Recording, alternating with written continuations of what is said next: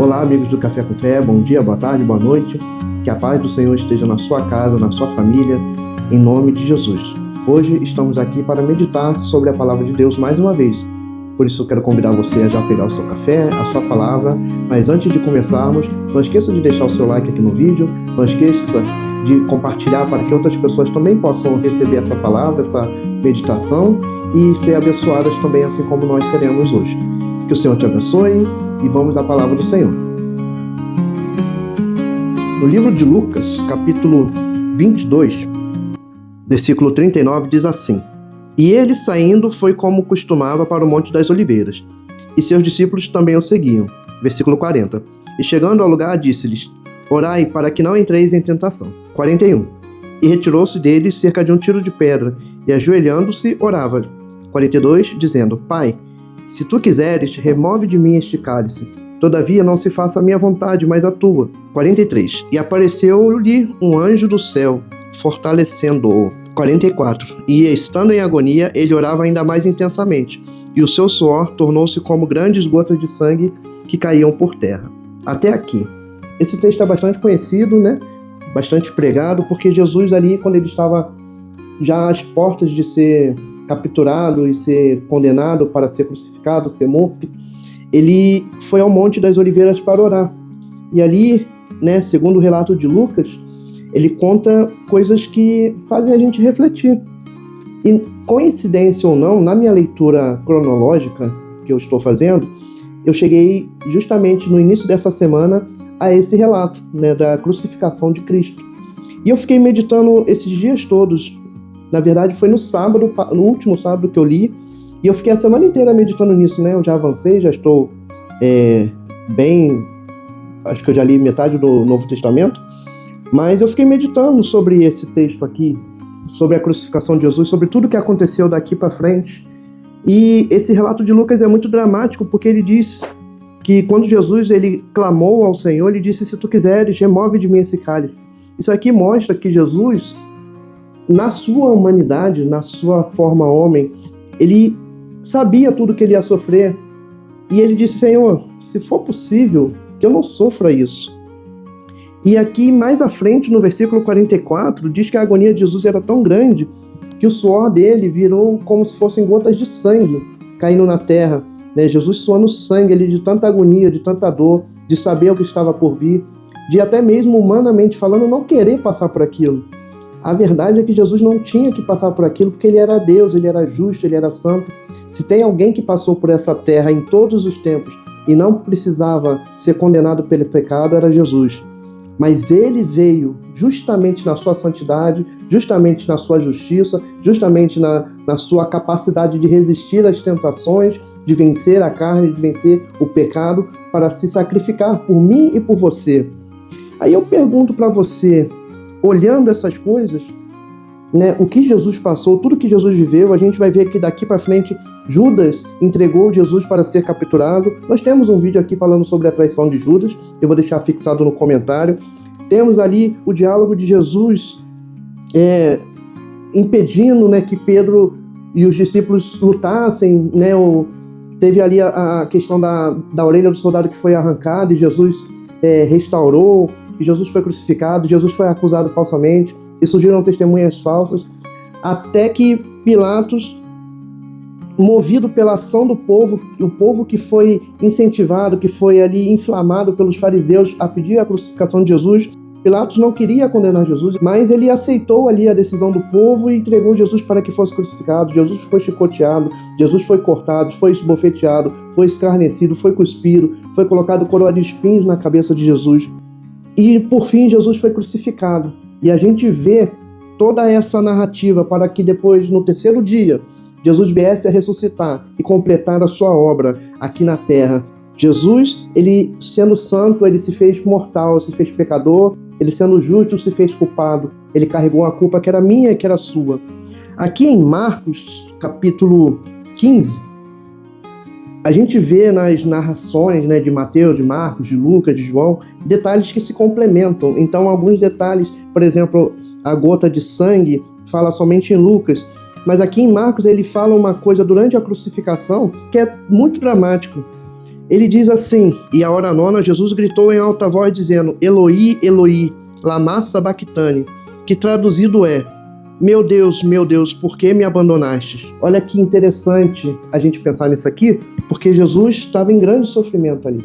Eu quero deixar uma pergunta para você nesse vídeo, para a gente já começar a pensar um pouco, meditar, né? Eu sempre falo que nossos vídeos são reflexões sobre a palavra do Senhor, sobre o que a Bíblia diz e sobre os nossos dias. Como a morte de Jesus pode ser vivida por nós hoje? Obviamente que nós não vamos morrer nem ser crucificados, mas o que isso traz para nós, né?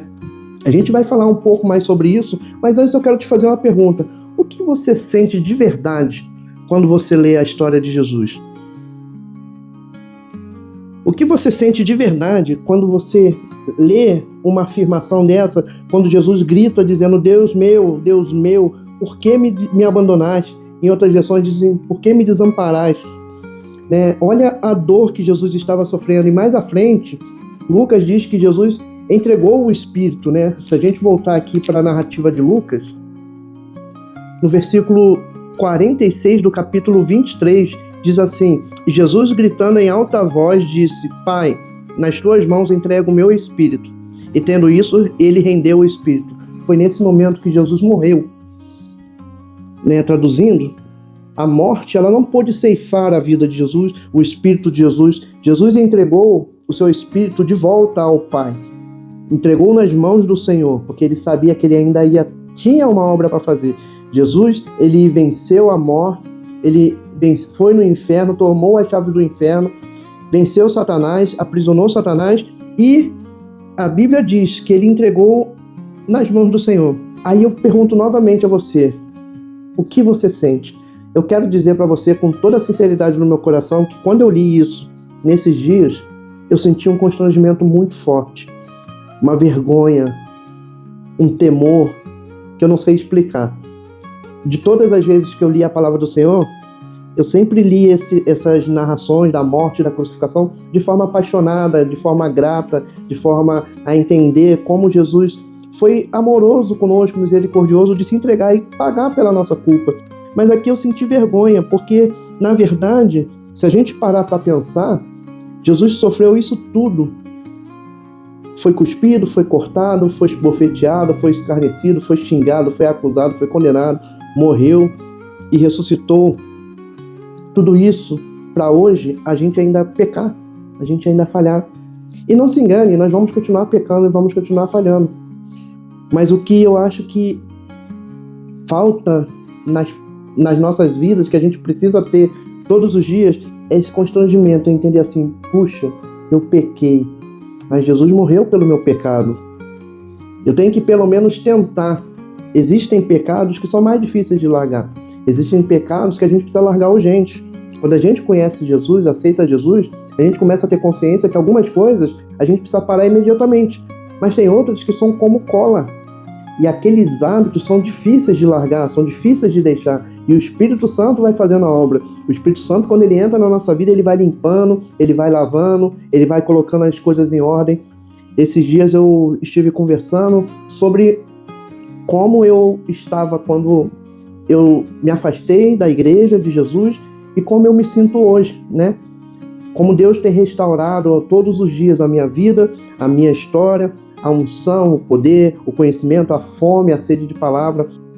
Às vezes, se a gente bobear, a gente facilmente perde o prazer de ler a palavra do Senhor, de estudar, de orar, de dobrar o joelho, de falar com Deus, de cantar louvores, de adorar, de glorificar o Senhor com nossos lábios, como a Bíblia diz que nós devemos com os nossos lábios glorificar o Senhor, falar do Senhor, exaltar o nome do Senhor. Às vezes a gente vê que Jesus passou por isso tudo e a gente conquista uma coisa e a gente vai fazer vídeos, vai fazer ali alguma divulgação, né? Hoje em dia tudo para em rede social e a gente coloca a música do mundo, coloca louvores para o mundo em vez de glorificar o Senhor. Parece que Deus só é Deus até a hora de fazer um milagre. Na hora de receber a glorificação, a gente glorifica o homem, a nós mesmos, a nossa capacidade, como se a gente pudesse fazer alguma coisa sem o Senhor. Então, a gente não pode, como se diz, né, hoje em dia, o sacrifício de Jesus você não pode tirar para nada. Isso aqui é muito importante. Jesus sofreu muito por mim e por você.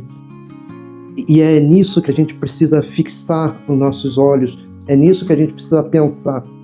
Em Isaías, capítulo 59, versículo 2, diz assim: contudo, as vossas iniquidades têm feito separação entre vós e o vosso Deus, e os vossos pecados têm escondido a face dele de vós. Eu li esse texto aqui porque aqui no relato de Marcos, quando Jesus dá aquele brado, né, e diz: Deus meu, por que me abandonaste?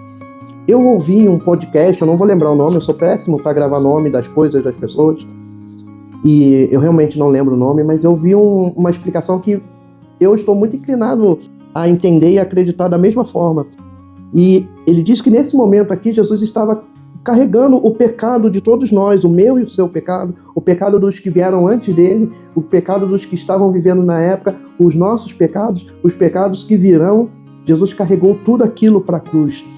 E a gente viu aqui em Isaías que os pecados fazem separação entre nós e o nosso Deus. E Paulo, em Romanos capítulo 3, versículo 23, ele ainda vai dizer assim: porque todos pecaram e estão privados da glória de Deus. E tem outros textos, vários, que explicam como o pecado nos afasta do Senhor.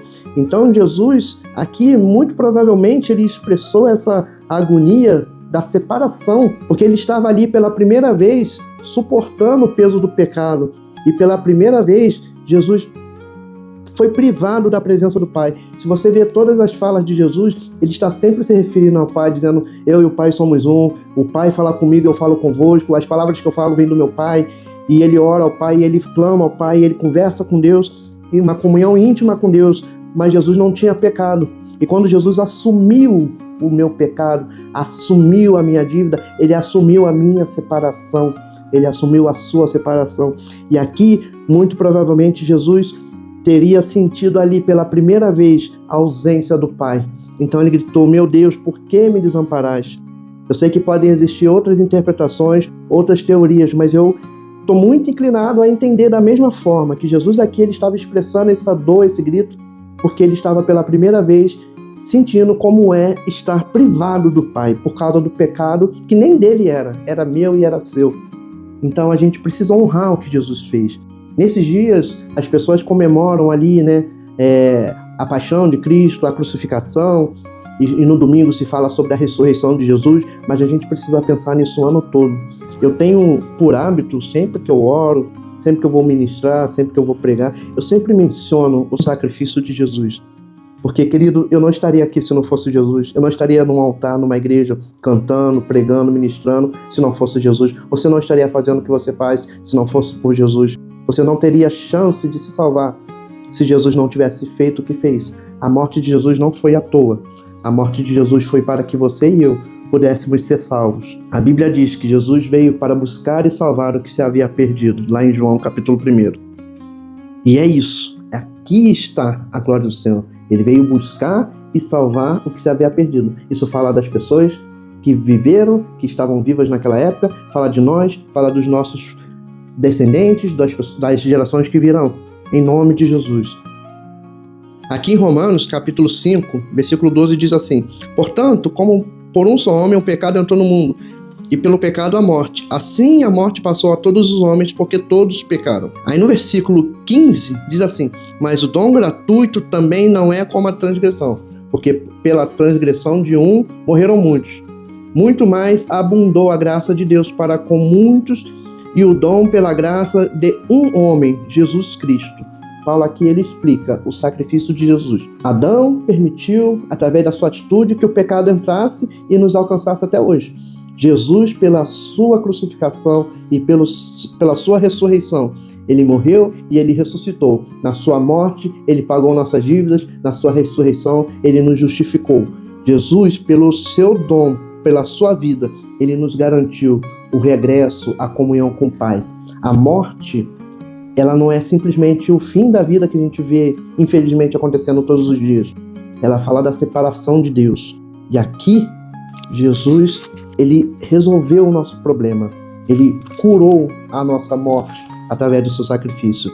A palavra fala muitas coisas, mas se eu for explanar, o vídeo vai ficar longo demais. O que eu quero dizer para você nesse momento, nesse dia, nesse feriado, nesses dias que sucedem, né? Hoje é sexta-feira, feriado da Páscoa, né? Da Paixão de Cristo. E eu queria que você pensasse: o que a morte de Jesus representa para você? Talvez você nunca tenha ouvido falar de Jesus e você está ouvindo hoje. O que isso faz você pensar? Será que não é a hora de você entregar a sua vida para Jesus e ser salvo, e ser curado, e ser lavado e remido pelo sangue de Jesus? Será que não está na hora de você e eu fazermos com que tudo isso venha ser novidade de vida para nossas vidas? Que o Senhor faça com que a morte e a ressurreição de Jesus venha impactar os nossos corações, que a gente olhe a vida de forma diferente, que a gente olhe a vida de maneira a realmente buscar crescer no Senhor, buscar a santidade, buscar se parecer um pouco, pelo menos, com Jesus. Abrir mão do pecado, abrir mão das paixões da nossa carne, dos desejos carnais e buscar o Senhor. A gente tem que lembrar que a nossa vida ela não termina aqui. Nós temos ainda uma história na eternidade. E a história vai depender de como nós nos portamos diante de Deus hoje.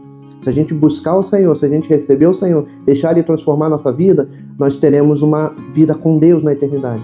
Senão, a gente vai ter uma eternidade sem Deus. E eu não desejo isso para ninguém.